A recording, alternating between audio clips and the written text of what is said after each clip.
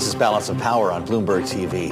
The governor of Texas says businesses continue to flock to his state even after tightening rules around reproductive rights. Here's what Greg Abbott had to say about abortion, the border, and the 2024 race with Bloomberg's Julie Fine. You know, some view Texas social policies as very controversial, including its near abortion ban. Have you had any companies tell you point blank, we're not coming, and some of our employees don't want to be there because of that? No one is raising any concerns about any policies in the state of Texas. The opposite is really true.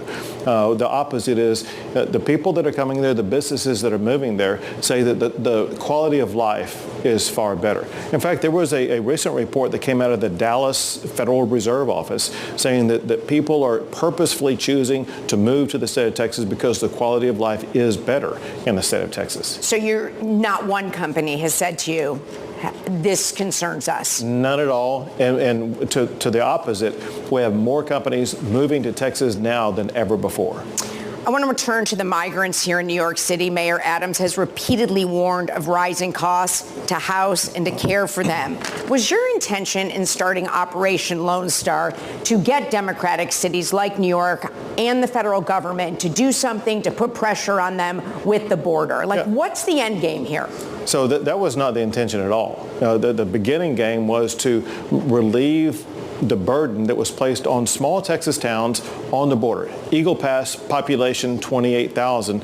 This past week, they had 10,000 migrants come into their town. 1/3 of the population of Eagle Pass was occupied by migrants. And then Del Rio, et cetera. And then working with them, they said, listen, we need help. And that's what led to the busing operations to Washington, D.C., New York, Chicago, L.A., and elsewhere. But you specifically targeted Democratic cities. We don't see them going frequently to very red cities and red states. You specifically targeted them. Well, what we did, first of all, before anybody gets on a bus and goes anywhere, they go voluntarily. They self-identify what city they want to go to. So New York is purposefully chosen by the migrants as a location to go to, point one. But point two, the only place that they are typically going to are cities that self-identify as sanctuary cities, which may be one of the reasons why some of the migrants choose to go there. So you're saying these migrants come off the bus and say, take me to New York? Or are they given an option of Democratic bluer cities? They are given an option about anywhere they want to go. And the number one choice of where they wanted to go was New York City. So they're not given a list of 7, 8 cities? They're not given specific lists. They were given opportunities. Tell us where you want to go. And they choose New York, Chicago, and other large cities that they've heard of before, or they may have family contacts in. So are there buses then going to cities that we don't know of, like Miami or in redder states? So right now there may not be, but because of the increase in the number of people coming across the border, there likely will be new destinations that people will be going to in buses. And those will include red cities and red states? We'll see. It depends on where the migrants choose. You do say you blame President Biden for the current border situation. You've said that. You said his policies.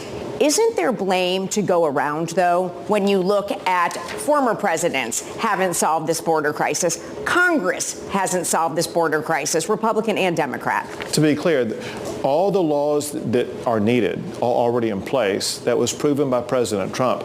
3 years ago, when Trump was still president, we had the lowest illegal border crossings in 40 years. He had the Remain in Mexico policy, the Title 42 policy, the end of catch and release, and building the border wall. When Biden was elected president, he eliminated all of those policies and sent a message to the entire world, the border is open, and he was not going to do anything to stop people from crossing the border illegally. All of what we are dealing with, whether it be in Texas or in New York, is a result of Joe Biden's open border policies. And I need to add this to be clear to your audience, and that is, of all the migrants in New York City, Texas bused only about 10% of the people here. Joe Biden sent the rest of them here. So, you know, President Biden, while you say he is saying that it's open border policies, he has never said the words, the border is open. And again, do you think there's enough, blame to go around between Congress? To be clear, what he has said is, you come here illegally, we're not going to send you back. That is messaging of open border policies. He has provided the magnet for people to come here. which is the opposite of what Trump did. Trump sent a message that if you come here, we're going to send you back. If you try to come here, you're going to have to remain in Mexico. Because Joe Biden eliminated all of that, he said, basically, the border's open. We're going to do nothing to stop you. Julie, it gets worse. This was visual on TVs across the country. Texas erected razor wire concertina barriers preventing migrants from entering Texas illegally. Joe Biden's Border Patrol went and cut those wires, pulled them apart, opened them up, allowing thousands of migrants to enter Texas illegally. But when you talk about you get to the buoys and you get to the barbed wire, I mean, is that a humane way to treat people? So first of all, the buoys have never harmed anybody. They were built in a way to ensure they don't harm anybody.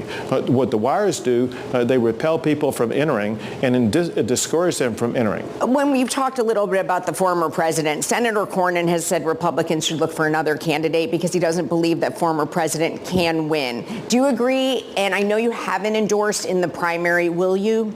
So yeah, I will be endorsing in the primary at the right time. That said, I think that any Republican can beat Joe Biden. Joe Biden is more underwater than any president in American history. He is disfavored even by people in the Democrat Party and by independents and, of course, Republicans. They're angry about what's going on the border.